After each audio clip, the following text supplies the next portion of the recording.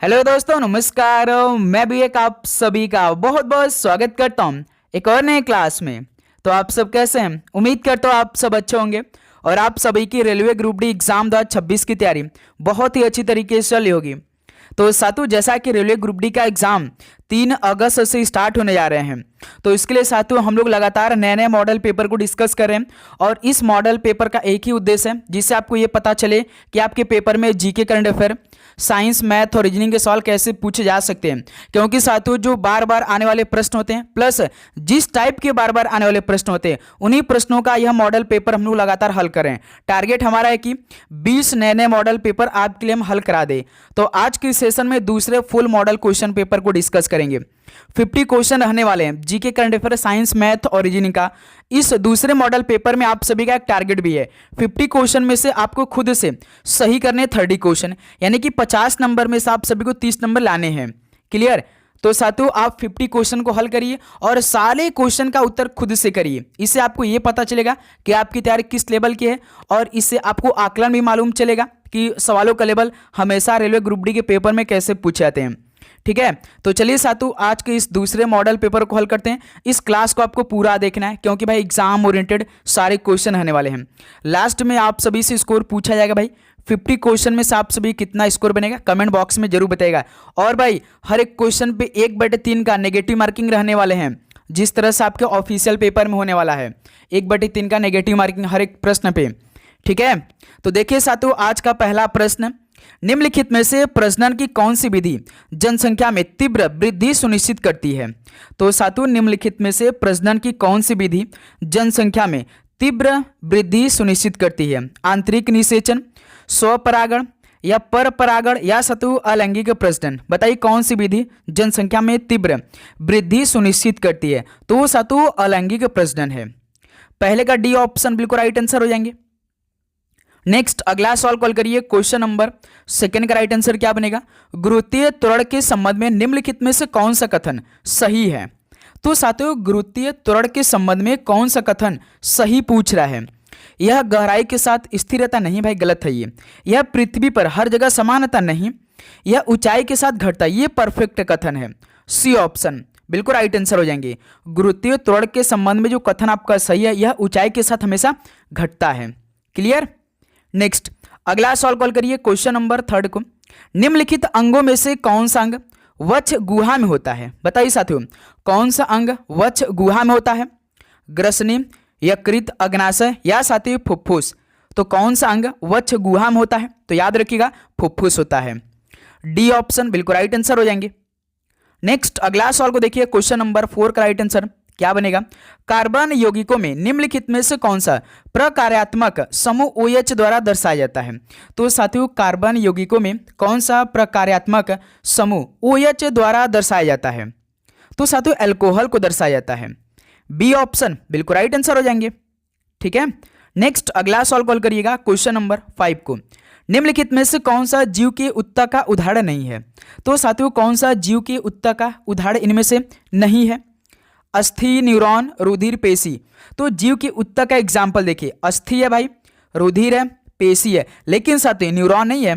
तो यही B option बिल्कुल राइट आंसर हो जाएंगे। क्लियर? नेक्स्ट अगला सवाल कॉल करिए। क्वेश्चन नंबर 6 का राइट आंसर क्या बनेगा?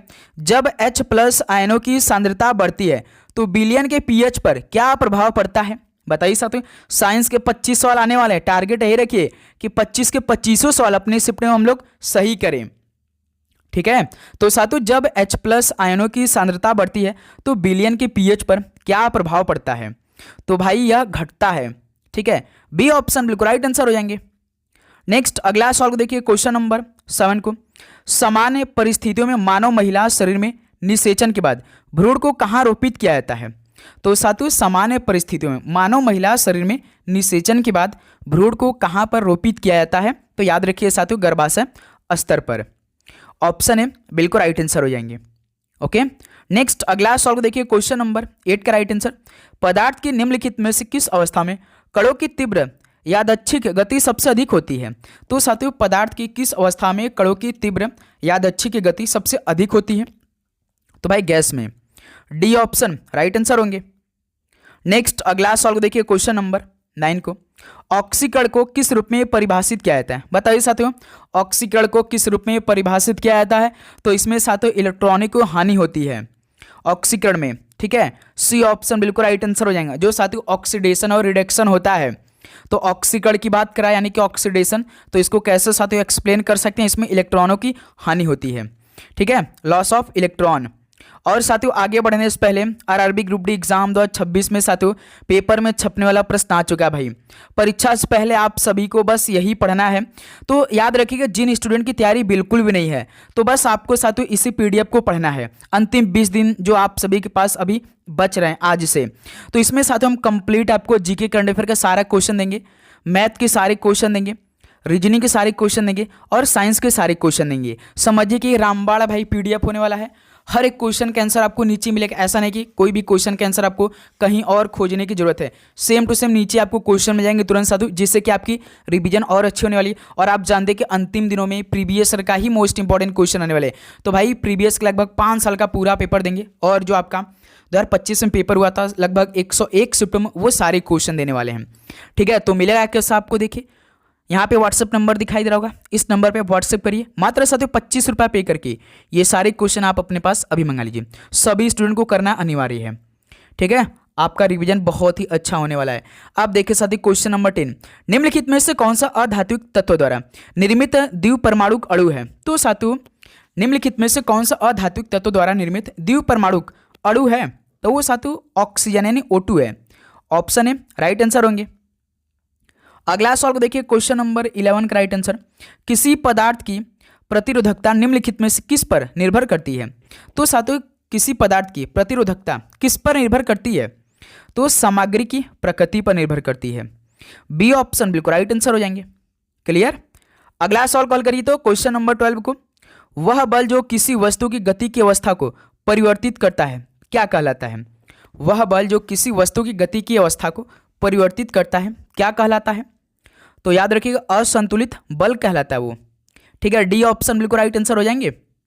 अगला सवाल कॉल करिए, क्वेश्चन नंबर 13 को, मानव मस्तिष्क का मुख्य विचारक भाग कहाँ स्थित होता है? तो साथियों मानव मस्तिष्क का मुख्य विचारक भाग कहाँ पर स्थित होता है? तो याद रखिएगा अग्र मस्तिष्क में स्थित होता है। तो बी ऑप्शन बिल्कुल राइट आंसर होंगे।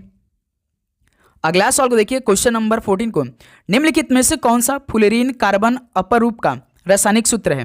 तो साथियों बताइए कौन सा फ्लोरीन कार्बन अपरूप का एक रासायनिक सूत्र है? तो वो साथियों C60 है।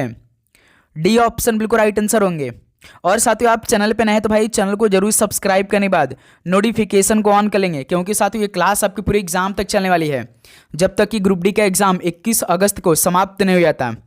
जो साथियों सबसे इंपॉर्टेंट क्वेश्चन होंगे, जो सबसे शानदार क्वेश्चन होंगे, वो क्वेश्चनों का लगातार मॉडल पेपर आपकी चलने वाली है, ठीक है। अवतल दर्पण के लिए मुख्य अक्ष के ऊपर एक प्रतिबिंब की ऊंचाई किस पर भाई, ये उसको क्या माना जाता है?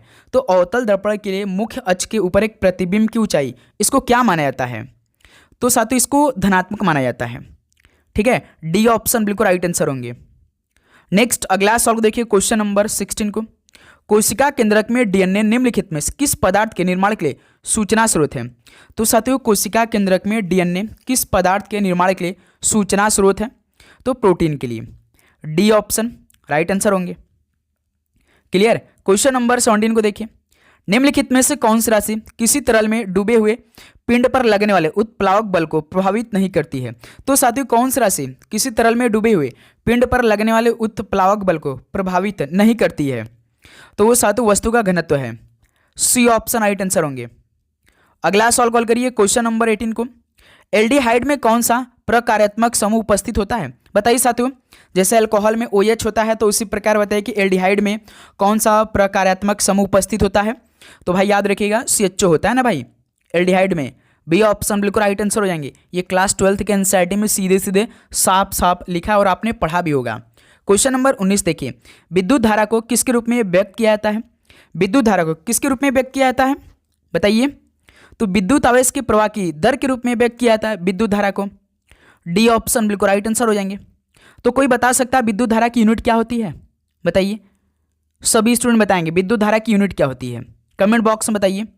क्वेश्चन नंबर 20 को देखिए, निम्नलिखित में से कौन सा प्रजनन स्वास्थ्य को बनाए रखने में मदद करता है? बताइए साथियों, कौन सा प्रजनन स्वास्थ्य को ना बनाए रखने में मदद करता है? जल्दी शादी, जंक फूड, स्वच्छता की अनदेखी या स्वास्थ्य शिक्षा और चिकित्सा देखभाल? भाई जल्दी शादी गलत बात है, जंक फूड भी, स्वच्छता की अनदेखी। तो स्वास्थ्य शिक्षा और चिकित्सा देखभाल, यह साथियों प्रजनन स्वास्थ्य को बनाए रखने में मदद करता है। तो डी ऑप्शन राइट आंसर होंगे। क्वेश्चन नंबर 21 को हल करिए। एथेनॉल किस प्रकारात्मक समूह की उपस्थिति कारण जल के साथ मिश्रणीय है? बताइए साथियों, एथेनॉल जो होता है वो किस प्रकारात्मक समूह की उपस्थिति कारण जल के साथ ना मिश्रणीय है? तो भाई याद रखिए उसमें हाइड्रोक्सिलिक समूह होते हैं, यानी कि हाइड्रोक्सिल समूह होते हैं। ठीक है, बी ऑप्शन बिल्कुल राइट आंसर हो जाएंगे। नेक्स्ट अगला सवाल को हल करिए। क्वेश्चन नंबर 22 को, किसी गतिशील पिंड को विरामावस्था में लाने के लिए बाह्य बल द्वारा आवश्यक कार्य किसके बराबर होता है? किसी गतिशील पिंड को विरामावस्था में लाने के लिए बाह्य बल द्वारा आवश्यक कार्य किसके बराबर होता है? तो साथियों इसकी गतिज ऊर्जा के बराबर होता है। डी ऑप्शन बिल्कुल राइट आंसर हो जाएंगे। ओके, नेक्स्ट क्वेश्चन नंबर 23 को देखिए। न्यूरॉन के किस भाग में केंद्रक और कोशिका द्रव्य होता है? तो साथियों न्यूरॉन के किस भाग में केंद्रक और कोशिका द्रव्य होता है? तो साथियों सेल बॉडी में होता है, यानी कि कोशिका कॉय में। इसे क्या बोलते हैं? सेल बॉडी बोलते हैं। सी ऑप्शन राइट आंसर हो जाएंगे। नेक्स्ट अगला सवाल को देखिए। क्वेश्चन नंबर 24 को, जब किसी पदार्थ का तापमान बढ़ता है तो उसके घनत्व पर क्या प्रभाव पड़ता है? तो साथियों जब किसी पदार्थ का तापमान बढ़ता है तो उसके घनत्व पर क्या प्रभाव पड़ता है? तो भाई घनत्व घटता है। बी ऑप्शन बिल्कुल राइट आंसर हो जाएंगे। अगला सवाल कॉल करिए और साइंस का लास्ट सवाल, भाई 25 सवाल होते हैं ना आपके पेपर में, तो 25 सवाल इस क्लास में भी हम लोग डिस्कस करेंगे। निम्नलिखित में से कौन सा विकल्प चिकनी अंतर्द्रव्य जालिका यानी कि SER के कार्य को संदर्भित करता है? बताइए। तो साथियों कौन सा ऑप्शन चिकनी अंतर्द्रव्य जालिका यानी कि SER के कार्य को संदर्भित करता है? तो लिपिड का निर्माण भाई। बी ऑप्शन बिल्कुल राइट आंसर हो जाएंगे। अगला सवाल कॉल करिए। क्वेश्चन नंबर 26 को, एक्सरसाइज दोस्ती का 17वां संस्करण किस देश में आयोजित किया गया था? बताइए साथियों, जो एक्सरसाइज दोस्ती का 17वां संस्करण हुआ था वो किस देश में आयोजित किया गया था? तो साथियों मालदीव देश में किया गया था। बी ऑप्शन बिल्कुल राइट आंसर हो जाएंगे। नेक्स्ट अगला सवाल कॉल करिएगा। क्वेश्चन नंबर 27 को, निम्नलिखित में से किस महोत्सव को ग्रामीण ओलंपिक कहा जाता है? बताइए साथियों, किस महोत्सव को ग्रामीण ओलंपिक कहा जाता है? तो याद रखिएगा किला रायपुर खेल महोत्सव को भाई ग्रामीण ओलंपिक कहा जाता है। ऑप्शन है बिल्कुल राइट आंसर हो जाएंगे। लास्ट में स्कोर पूछेंगे भाई, क्लास को आप जरूर लाइक कर देंगे सभी student. Okay, next question number 28 को देखिए। सूरजकुंड अंतर्राष्ट्रीय शिल्प मेला के 39वें संस्करण का आयोजन कहाँ पर हुआ था? तो साथियों सूरजकुंड जो अंतर्राष्ट्रीय शिल्प मेला है इसके 39वें संस्करण का आयोजन कहाँ पर हुआ था? तो भाई याद रखिएगा आप सभी लोग हरियाणा राज्य में हुआ था। तो ऑप्शन इस सवाल का राइट आंसर होंगे। नेक्स्ट क्वेश्चन नंबर 29 को देखिए। भारत का पहला ग्राफीन नवाचार केंद्र यानी कि ग्राफीन इनोवेशन सेंटर किस राज्य में स्थापित किया गया है? तो साथियों भारत का पहला ग्राफीन नवाचार जो केंद्र है किस राज्य में स्थापित किया गया है? तो साथियों ये केरल राज्य में किया गया है। डी ऑप्शन राइट आंसर हो जाएंगे। ओके, अगला सवाल को देखिए। क्वेश्चन नंबर 30 को, फरवरी 2026 में खाद्य और पोषण सुरक्षा को सुदृढ़ करने के लिए मेरी रसोई योजना किस राज्य सरकार ने शुरू की थी? बताइए। आप सभी को लगभग 8 से 6 महीने पहले का करंट अफेयर पढ़ना है। फरवरी 2026 में खाद्य और पोषण सुरक्षा को सुदृढ़ करने के लिए मेरी रसोई योजना किस राज्य सरकार ने शुरू की थी? तो ये साथियों पंजाब सरकार ने शुरू किया था। ऑप्शन है बिल्कुल राइट आंसर होंगे। अगला सवाल देखिए। क्वेश्चन नंबर 31 को, पुस्तक ब्रेकिंग रॉक्स एंड बैरियर निम्नलिखित में से किसके द्वारा लिखी गई है? तो साथियों जो पुस्तक है ब्रेकिंग रॉक्स एंड बैरियर किसके द्वारा लिखी गई है? तो याद रखिए भाई सुदीप्ता सेन गुप्ता के द्वारा लिखी गई है। तो ऑप्शन है बिल्कुल राइट आंसर है। अगला सवाल को देखिए। क्वेश्चन नंबर 32 को, शैलेश कुमार ने विश्व पैरा एथलेटिक्स ग्रापी 2026 में पुरुषों की हाई जंप T63 श्रेणी में कौन सा पदक जीता? तो साथियों शैलेश कुमार ने विश्व पैरा एथलेटिक्स ग्रापी 2026 में पुरुषों की हाई जंप T63 श्रेणी में कौन सा पदक जीत लिया था? तो उन्होंने स्वर्ण पदक जीता था। ऑप्शन बिल्कुल राइट आंसर होंगे। क्लियर। अगला सवाल को देखिए। क्वेश्चन नंबर 33 का राइट आंसर, डिजिटल जीवन प्रमाण पत्र यानी कि डिजिटल लाइफ सर्टिफिकेट अभियान किस संस्थान द्वारा संचालित किया जाता है? बताइए। डिजिटल जीवन प्रमाण पत्र ये जो अभियान है किस संस्थान द्वारा संचालित किया जाता है? तो साथियों ये पेंशन एवं पेंशनभोगी कल्याण विभाग द्वारा इसे संचालित किया जाता है। सी ऑप्शन राइट आंसर होंगे।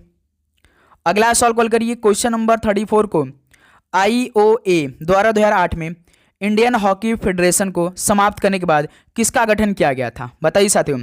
IOA द्वारा 2008 में इंडियन हॉकी फेडरेशन को समाप्त करने के बाद किस गठन का, यानी कौन से गठन किया गया था, किसका गठन किया गया था? तो याद रखिएगा, हॉकी इंडिया गठन किया गया था। ठीक है, बी ऑप्शन राइट आंसर होंगे। नेक्स्ट क्वेश्चन नंबर 35 कॉल करिए। राष्ट्रीय जैव विविधता प्राधिकरण की स्थापना किस अधिनियम के अंतर्गत की गई थी? तो साथियों, राष्ट्रीय जैव विविधता प्राधिकरण की स्थापना किस अधिनियम के अंतर्गत की गई थी? तो सर जी, जैव विविधता अधिनियम 2002 के अंतर्गत की गई थी। सी ऑप्शन राइट आंसर हो जाएंगे। ओके, क्वेश्चन नंबर 36 को देखिए। एनपीएस वात्सल योजना यानी कि एनपीएस वात्सल स्कीम के अंतर्गत प्रतिवर्ष न्यूनतम कितनी धनराशि अंशदान की कोई सीमा नहीं है? बताइए साथियों, एनपीएस वात्सल योजना के अंतर्गत प्रतिवर्ष न्यूनतम कितनी धनराशि अंशदान की कोई सीमा नहीं है? तो पूरे साथियों 1,000 रुपए की। डी ऑप्शन राइट आंसर है। ओके, क्वेश्चन नंबर 37 को देखिए। भारतीय शटलर किदाम्बी श्रीकांत ने यूएस ओपन पुरुष एकल प्रतियोगिता में कौन सा पदक जीता? तो साथियों, भारतीय शटलर किदाम्बी श्रीकांत ने यूएस ओपन पुरुष एकल प्रतियोगिता में कौन सा पदक जीता था? तो भाई रजत पदक जीता था। बी ऑप्शन राइट आंसर होंगे। अगला सवाल को देखिए, क्वेश्चन नंबर 38 को। बोरी जिसे पहला निम्न पूरा पाषाण स्थल माना जाता है, भारत के निम्नलिखित में से किस राज्य में स्थित है? बोरी साथियों जिसे पहला ना निम्न पूरा पाषाण स्थल माना जाता है, तो ये भारत के किस राज्य में स्थित है? तो साथियों ये भारत के महाराष्ट्र राज्य में स्थित है। डी ऑप्शन राइट आंसर हो जाएंगे। क्लियर। क्वेश्चन नंबर 39 को देखिए। यंत्र इंडिया लिमिटेड को फरवरी 2026 में कौन सा दर्जा प्रदान किया गया है? बताइए साथियों, यंत्र इंडिया लिमिटेड को फरवरी 2026 में कौन सा दर्जा प्रदान किया गया? तो याद रखिए, मिनी रत्न श्रेणी पहले का दर्जा प्रदान किया गया था। सी ऑप्शन राइट आंसर हो जाएंगे। चलिए अगला सवाल कॉल करिए, क्वेश्चन नंबर 40 को। ब्रिटिश सेना और बर्मा के बीच द्वितीय युद्ध कब आरंभ हुआ था? तो साथियों, ब्रिटिश सेना और बर्मा के बीच द्वितीय युद्ध कब आरंभ हुआ था? तो सर जी 1852 में हुआ था। डी ऑप्शन राइट आंसर हो जाएंगे। ओके, नेक्स्ट क्वेश्चन नंबर 41 को देखिए। अब देखिए साथियों, हम लोग रीजनिंग और मैथ के सवालों को हल करेंगे। जो जितने भी सवाल रीजनिंग के आएंगे आप खुद इससे सॉल्व करेंगे भाई। 1-2 मिनट का समय लेंगे, क्वेश्चन को पॉज करेंगे, रोकेंगे, उसके बाद हल करेंगे। जब नहीं आता तब साथियों आप हल देखिएगा हमारा। दी गई श्रृंखला में प्रश्न चिन्ह के स्थान पर क्या आएगा? 1211, 1212, 1215, 1210, 1219, 1208 क्वेश्चन मार्क। भाई आपके पेपर में इतना लंबा लंबा चौड़ा देता ही सवाल। अब देखिए साथियों, सभी में देखिए 12 कॉमन है, सभी में क्या है साथियों 12 कॉमन है। तो ऐसा काम करें, आप केवल 2 अंक उठा लीजिए। 11, 12, 15। देखिए इसमें हमने 12 उठाया, इसमें 15, इसमें हम 10 उठाएंगे और इसमें साथियों 19 उठा लेंगे और लास्ट वाले में देखिए 0, 8 उठा लेंगे। तो इसके बाद तो क्वेश्चन मार्क है ही। तो हल करिए साथियों। नंबरों का श्रृंखला कुछ बढ़ रहा है कुछ घट रहा है, इसमें क्या लॉजिक है? देखिए साथियों 11 से 12 तो +1, 12 से 15 +3 हो गया भाई, फिर 15 से 10 हो गया यानी कि -5 हो गया भाई, फिर देखिए 10 से 19 +9 हो गया, फिर 19 से 8 यानी कि इसमें साथियों -11 हुआ है। कोई लॉजिक है भाई 1, 3, 5, 9, 11 का? 1, 3, 5, 9, 11 कोई लॉजिक नहीं। न तो साथियों अभाज्य संख्या है न तो विषम संख्या है भाई, क्योंकि 7 को छोड़ा इसमें। अब देखिए कुछ और लॉजिक लगाइए ना, जब इस तरह का सवाल आता है तो एक छोड़ के करिए, हो जाएगा। देखिए 11 से देखिए 15 साथियों +4, 15 से 19 +4। तो उसी प्रकार साथियों यदि हम 19 में +4 यहाँ कर देते हैं तो 23 आ जाता है। तो क्या 12 से 23 आंसर? देखिए सी ऑप्शन दिया है। अब देखिए जो छोड़ा था उसको देखिए, 12 से यहाँ पे 10 हुआ है साथियों, -2 किया है, फिर देखिए 10 से 8 -2 हुआ है ना दोस्त। तो देखिए अब यहाँ से जब साथियों हम 0,8 है, 0,8 में से 2 घटाएंगे तो भाई 1 छोड़ेंगे, 0,6 आएगा। तो देखिए यहाँ पे प्रश्न में दिया है 0,6, यानी कि हमारे ये सही है, ये सही है। यानी कितना आएगा यहाँ पे? 1223 आएगा भाई, क्योंकि जो एक छोड़ा था इसको देखिए 11 से 15 यानी +4, 15 से 19 +4, 19 23 +4, यही लॉजिक लगेगा ना।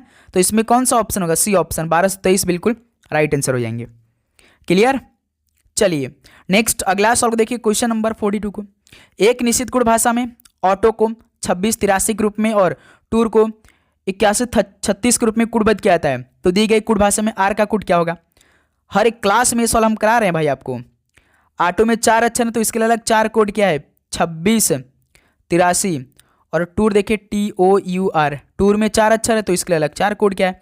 8136। तो पूछा किसका भाई, आर का कोड। ठीक है, तो देखिए जिसमें आर रहेगा उसी में आंसर होगा। तो ऑटो में देखिए साथियों आर है नहीं भाई, केवल टूर वाले में आर है, यानी कि आंसर हमारा इसी मिलेगा। अब ऑटो वाला जो कोड है ना इसमें आंसर नहीं मिलेगा, तो ऑप्शन में देखिए जो होगा भाई वो ऑटो में उसको काट दीजिए। तो देखिए 2 सातों 6 देखिए ऑटो में है और ऑप्शन में भी 6 है तो काट दीजिए भाई।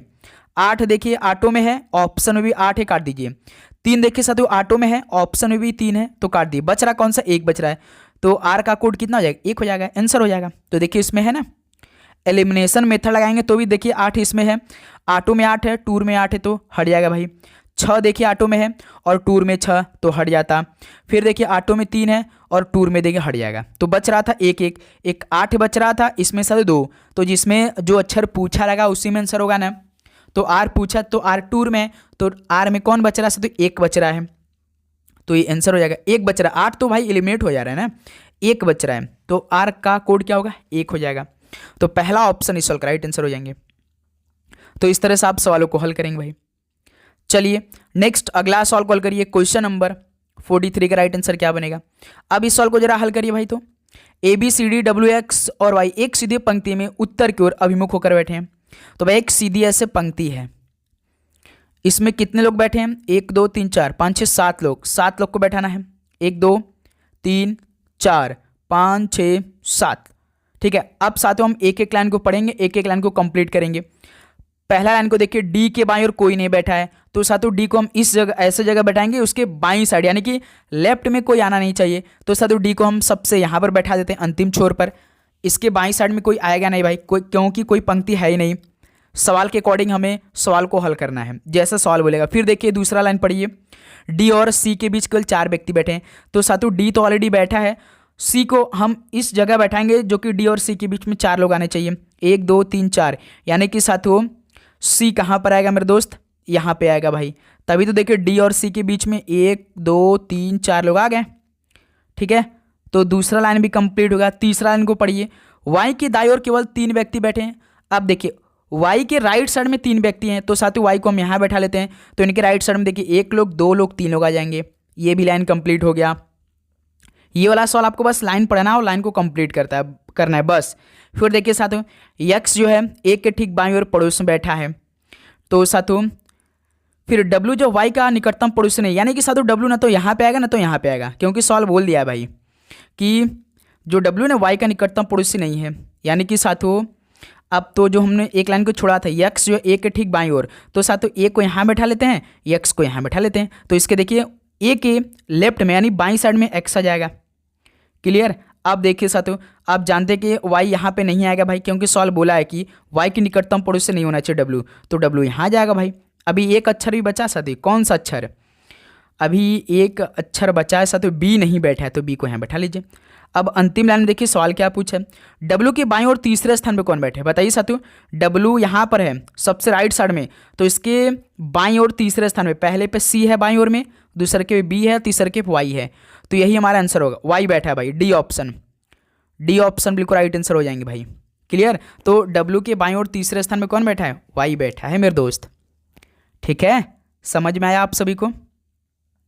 चलिए नेक्स्ट अगला सवाल को देखिए, क्वेश्चन नंबर 44 को।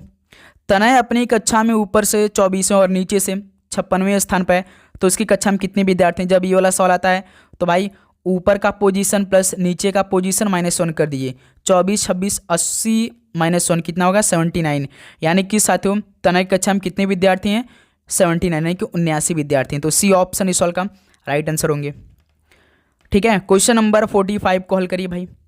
दी गई श्रृंखला को पूरा करने के लिए कौन सा अक्षर समूह प्रश्न चिन्ह के स्थान पर आएगा, ECO HFN KIM question mark. तो साथियों इस बार अक्षरों का श्रृंखला दिया है, तो सिंपल सा भाई इस सवाल को कैसे हल करते हैं हम लोग, पहले अक्षर का रिलेशन निकाल के ना, EHK, तो EHK केवल पहले अक्षर का, E5 EH8 K11, 5 से 8 + 3, 8 से 11 + 3, तो उसी प्रकार 11 में 3 जोड़ेंगे 14, 14 पे कौन था, N, यानी कि हमारा पहला अक्षर कौन सा आएगा भाई, EN। अब दूसरा देखिए CFI, ठीक है, C3 F6 I9। तो साथियों आपको ऐसे सवाल को हल करना है भाई, जल्दी होगा। आपको ए से लेकर जेड तक हर एक अक्षर का भाई कोडिंग मालूम होना चाहिए, नंबरिंग मालूम होना चाहिए। C3 1 सेकंड कंप्लीट कर लिया। 3 से 6 प्लस 3 इसमें लगा, 6 से 9 प्लस 3 इसमें भी। तो साथियों इसी प्रकार 9 में 3 जोड़ेंगे 12, 12 में कौन आता है? एल आता है, यानी कि दूसरा अक्षर कौन मिल गया साथियों में? एल मिल गया। तो यहाँ पे हम क्या लिख देते हैं सर जी? पहला अक्षर हमारा एन, दूसरा अक्षर एल मिल गया। तो एन एल कौन सा ऑप्शन में? देखिए पहला ऑप्शन में, यानी डबल एल आ जाएगा भाई। जब तीसरे अक्षर का रिलेशन निकालेंगे ना तो एल ही आपको मिलेगा।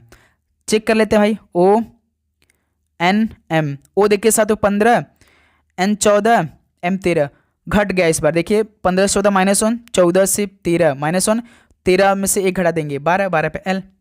देखिए एन डबल एल हो जाएगा, यानी पहला ऑप्शन इस सवाल का राइट आंसर हो जाएंगे। क्लियर? चलिए नेक्स्ट अगला सवाल कॉल करिए, क्वेश्चन नंबर 46 को। निम्नलिखित श्रृंखला का संदर्भ लीजिए और प्रश्न का उत्तर दीजिए। तो साथियों ये देखिए आपका नंबरों का श्रृंखला दिया है। इसमें मैंने कि सवाल क्या पूछेगा भाई? सवाल देखिए, ऐसे कितने सम अंक हैं, ऐसे कितने सम अंक हैं जिनमें से प्रत्येक के ठीक पहले एक सम अंक है और ठीक बाद एक विषम अंक है। एग्जाम्पल पहले समझ लीजिए, सवाल क्या पूछा? ऐसे कितने सम अंक है? कोई सम अंक माने कि 2 सम अंक होता है जो दो से कट जाता है भाई, ठीक है। तो एक सम अंक जिनके प्रत्येक के ठीक पहले एक और सम अंक, यानी कि 4, और उसका बाद एक विषम, कोई 5 लीजिए। इस पैटर्न पे आपको भाई सम अंक को देखना है, यानी कि लगातार 2 सम अंक उसके बाद एक विषम अंक। तो चलिए देख लेते हैं भाई। 2 एक आपका सम अंक है, लेकिन उसके पहले एक भी सम अंक चाहिए, लेकिन नहीं है इसके बाद। लेकिन ये वाला देखिए 8 मिल गया। 8 क्या है? एक सम अंक है, उसके पहले 2 एक सम अंक है, उसके बाद एक देखिए विषम अंक है, यानी 1 मिल गया। फिर साथियों कहाँ पर? 6 देखिए, इसके पहले विषम अंक है, नहीं भाई 6 यहाँ पर देखिए साथियों 6 है ना, इसके पहले एक भी सम संख्या 6, लेकिन उसके बाद भी देखिए साथियों यहाँ पे 6 समी संख्या आ जा रहा है, ये नहीं होगा। लेकिन ये वाला हो जाएगा 661। देखिए बीच में 6 है, इसके पहले 6 एक सम संख्या, उसके बाद एक देखिए विषम संख्या, यानी 2 मिल गया भाई। ऐसा सम संख्या है जिनके पहले एक सम अंक है और उसके बाद एक विषम अंक है। क्लियर? फिर कहाँ पे साथियों सम अंक? ये वाला, इसके पहले विषम नहीं है। फिर साथियों और कोई इसके बाद देखिए आपका सम अंक दिया ही नहीं है, यानी को केवल 2 साथियों सम अंक मिले हैं, 2, यानी कि सवाल का सी ऑप्शन राइट आंसर हो जाएंगे। क्लियर मेरे दोस्त? आप सभी को समझ में आया ये सवाल? आप देख सकते हैं भाई केवल 2 ही ऐसे सम अंक हैं जिनके पहले एक सम है, उसके बाद एक विषम अंक है। क्लियर? चलिए नेक्स्ट अगला सवाल कॉल करिए, क्वेश्चन नंबर 47 का राइट आंसर क्या बनेगा? देखिए एक निश्चित कोड भाषा में नाइस लार्ज लैंड को CDAKPI के रूप में कोडबद्ध किया जाता है। लैंड इज फर्टाइल को RFPCAK के रूप में कोडबद्ध किया जाता है, तथा कोस्ट इज हाई को SIIGPC के रूप में कोडबद्ध किया जाता है। तो दी गई भाषा में फर्टाइल को किस प्रकार कोडबद्ध किया जाएगा? तो साथियों फर्टाइल का पूछा, तो देखिए पहले फर्टाइल किस में है, उसी में आपका आंसर मिल जाएगा भाई। इसमें देखिए दूसरे वाले में लैंड इज फर्टाइल, यानी कि आपका आंसर इसी मिलेगा भाई, आपका आंसर इसी मिलेगा, इसी कोड में। तो अब देखिए इसमें मिलेगा, यानी 3 पहले वाला कोड देखिए कौन सा भाई? CD दिया है और AK दिया है, PI। हम सबका कोड क्यों लिखेंगे? दूसरे का कोड भाई RFPCAK, तीसरे वाला कोड SIIG और PC, ठीक है। तो साथियों फर्टाइल देखिए, फर्टाइल आपको कहीं मिलेगा नहीं, केवल इसी मिलेगा, तो हमारा कोड इसी मिलेगा, यानी कि दूसरे वाले में। अब साथियों हम एलिमिनेट करेंगे, ठीक है, इसमें से केवल एक को बचाएंगे भाई और सबको एलिमिनेट करते हैं। जैसे देखिए एक के साथियों इसमें भी है, एक के इसमें है, तो एलिमिनेट हो जाएगा। फिर देखिए साथियों PC इसमें है, PC आपका तीसरे वाले में कोड में है। बच रहा कौन सा? RF बच रहा है साथियों, तो यही फर्टाइल का कोड हो जाएगा मेरे दोस्त, ठीक है।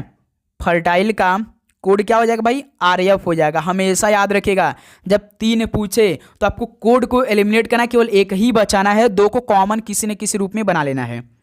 जैसे देखिए साथियों PC इसमें है और तीसरे वाले में देखिए, तीसरे वाले में PC है, तो ये कट जाएगा भाई, एलिमिनेट हो जाता है।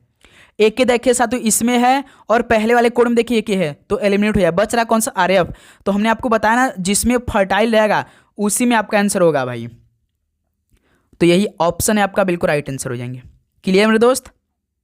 चलिए नेक्स्ट अगला सवाल कॉल करिए, क्वेश्चन नंबर 48 को। अब इस सवाल को जरा हल करिए भाई। यदि 1533 मीटर लंबी ट्रेन एक खंबे को 73 सेकंड में पार करती है, तो ट्रेन द्वारा 420 मीटर लंबे प्लेटफॉर्म को पार करने में लिया गया समय सेकंड में ज्ञात कीजिए। कर दीजिए भाई। पहले डिस्टेंस बराबर स्पीड इंटू टाइम होता है ना भाई, तो यहाँ से पहले हम लोग स्पीड निकाल लेते हैं भाई। डिस्टेंस अपन टाइम, डिस्टेंस आपका शुरुआत में कितना दिया है सर जी? 1533, टाइम कितना दिया, 73 सेकेंड दिया है। तो इसको हम भाग कराइए साथियों, 73 दूना 2 तिहाई 6, 2 सत्ते 14, 146, यानी कि साथियों 2 बार में 46 और 73 कम 73 यानी 21 बार में साथियों स्पीड हमारा 21 आया, यानी गति हमारा 21 आ गया।